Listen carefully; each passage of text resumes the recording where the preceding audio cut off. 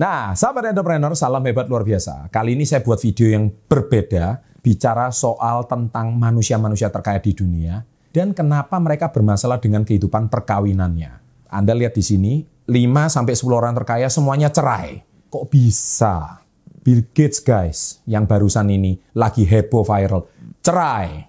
Apa hubungannya orang terkaya dengan cerai? Pasti banyak netizen itu kepo, pasti banyak sahabat SP30 bertanya-tanya. Nah, di sini saya akan bahas secara mendetail. Apa sih hubungan mereka sudah punya kekayaan yang luar biasa, yang konon bisa bayar. Kalau kekayaan mereka bertiga, seperti kayak Elon Musk, kekayaannya Bill Gates sama kekayaan Jeff Bezos digabung, itu bisa ngelunasin hutang Indonesia guys. Ngelunasin hutang negara nomor 4 penduduk terbaiknya ini bisa gitu loh. Nah, terus kenapa kok sampai mereka bercerai? Kita bahas setelah yang satu ini.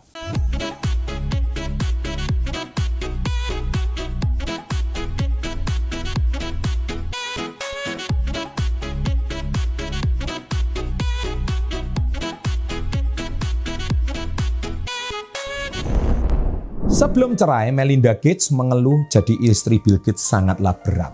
Ini saya baca dari berita Mom's Life, Selasa 4 Mei 2021. Saya baca ya. Keputusan Bill Gates dan Melinda untuk cerai begitu mengejutkan publik. Bagaimana tidak, mereka mengakhiri pernikahannya setelah 27 tahun. Pasangan itu mengumumkan dalam sebuah pernyataan di akun Twitter terverifikasi mereka. Twitternya centang biru.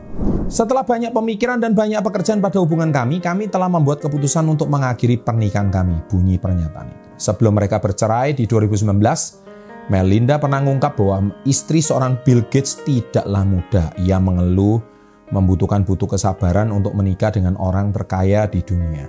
Kala itu Melinda Gates merayakan ulang tahun ke-25 pernikahan dengan Bill Gates pada hari tahun baru. Ia mengungkapkan dengan wawancara dengan Sunday Times bahwa pernikahan mereka terkadang sangat sulit. Kemudian kami membesarkan 3 anak yang luar biasa, membangun sebuah yayasan yang bekerja di seluruh dunia untuk memungkinkan semua orang menjalani kehidupan yang sehat dan produktif. Kami terus berbagi dalam keyakinan untuk misi bla bla bla bla dan seterusnya. Melinda mengaku salah satu masalah terbesar dalam pernikahan mereka adalah perjuangan Bill Gates menemukan keseimbangan antara pekerjaan dan kehidupan. Bertahun-tahun lalu ia pernah marah karena Bill membaca buku tentang Winston Churchill. Alih-alih membantunya menyiapkan 3 anaknya untuk pergi keluar atau menyiapkan mobil, Melinda berkata bahwa kesabaran membantu mereka berdua menghadapi pasang surut. Faktanya keseimbangan kehidupan bekerja adalah bahwa sebelum mereka menikah, Bill Gates dilaporkan bekerja 16 jam per hari dan itu wajar guys. Ya, saya rasa kalau untuk orang sekapasitas Bill Gates itu wajar. Ketika dia kesulitan membuat keputusan tentang menikah, ia sangat jelas mengatakan bahwa ini bukan tentang saya. Ini bisakah saya mendapatkan keseimbangan yang tepat antara pekerjaan dan kehidupan keluarga. Terlepas dari kabar perceraiannya, Melinda masuk dalam daftar wanita powerful versi Forbes sebagai wanita paling kuat dalam filantropi sebagai co-chair dari Bill and Melinda Gates Foundation. Dalam bukunya berjudul The Moment Live: How Empowering Women Change the World, Melinda menceritakan sedikit kehidupan pribadinya. Salah satunya bahwa ia memenangkan hati Bill Gates dengan mengalahkannya di permainan matematika ketika ia baru belajar Microsoft. Dalam filmnya juga, Melinda bergabung pada Microsoft sebagai manajer produk pada 1987.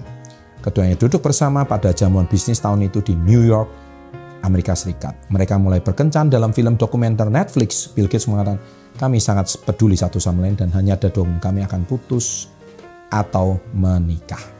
Melinda Gates menikah pada 1994 di Pulau Lanai, Hawaii. Mereka juga dikabarkan menyewa sebuah helikopter lokal untuk menenang tamu yang tidak diinginkan terbang di atasnya. Konglomerat gitu loh. Dari pernikahannya mereka dikaruniai 3 anak, Jennifer 24 tahun, Rory 21 tahun, dan Phoebe 18 tahun.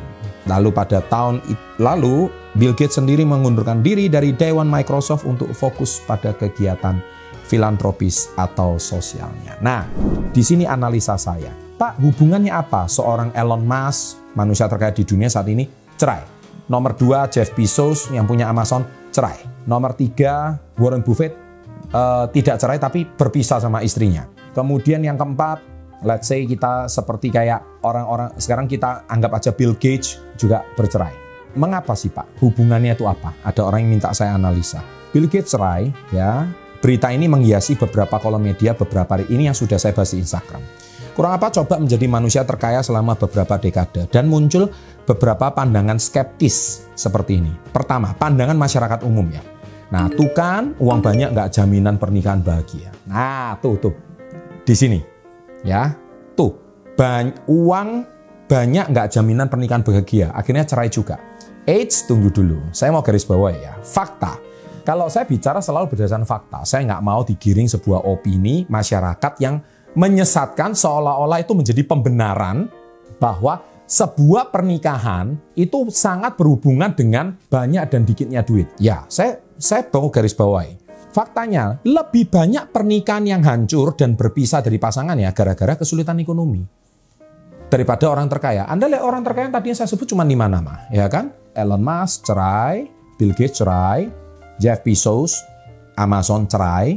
Itu orang-orang yang tadi saya sebut. Tapi pertanyaan saya adalah, Anda cuma nyebut 5 orang. Tapi hari ini juga banyak kok pemimpin-pemimpin dunia yang tidak bercerai.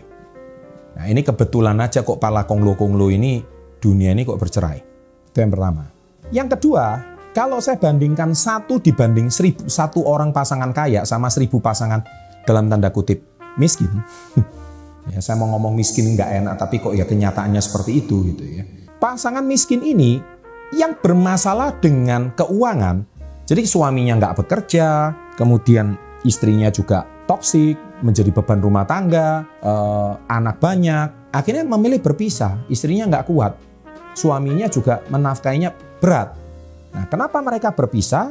Ya karena istrinya nggak kuat atau suaminya nggak kuat. Sudah sampai ke rumah, udah bekerja seharian, penghasilan nggak kunjung nambah.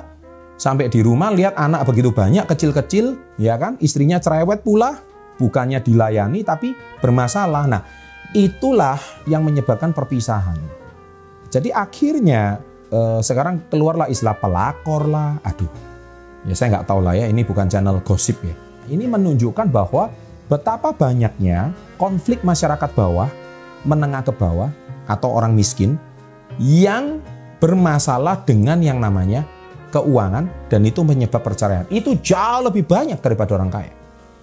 Nah, ini yang satu yang mesti saya garis bawahi.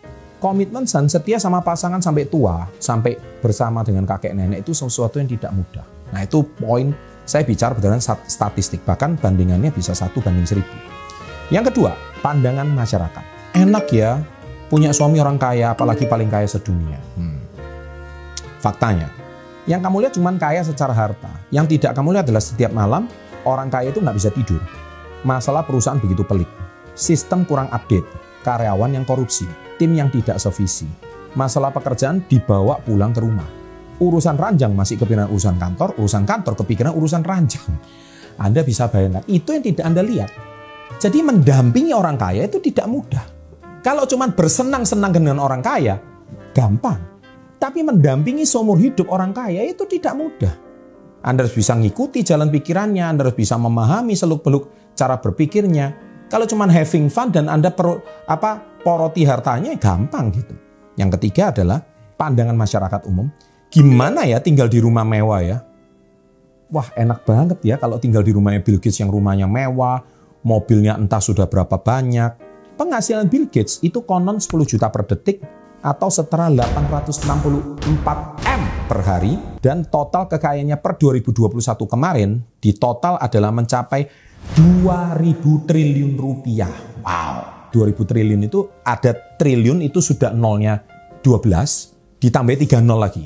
Jadi 2 kuadrium, jadi nolnya 15. Bingung kan? Kalkulator aja sudah nggak bisa nyetak. Jadi aku pasti happy banget gitu kalau punya suami kaya rayanya. Nggak usah kayak Bill Gates deh, nolnya 15, nolnya 6 aja, nolnya 9 aja udah happy. Fakta, di dalam pernikahan tidak ada yang namanya kesempurnaan. Yang ada adalah saling melengkapi. Ketika 2 orang kuat, ibaratkan 2 ekor singa di satu gunung.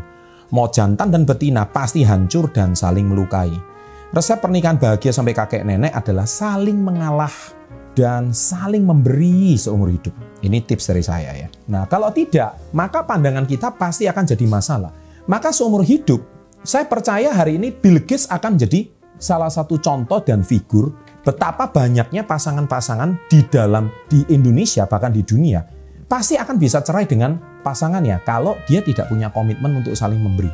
dan saling memahami ya seumur hidup. Karena pernikahan yang terbaik itu adalah sebuah pernikahan yang menurut saya ya adalah sebuah pernikahan yang tipsnya yang paling bagus itu saling memberi. Ya, saling memahami seumur hidup. Demikian sharing dari saya. Bagaimana pendapat kalian tentang video saya kali ini? Jangan lupa like dan share kepada teman-teman Anda. Sukses selalu dan salam hebat luar biasa.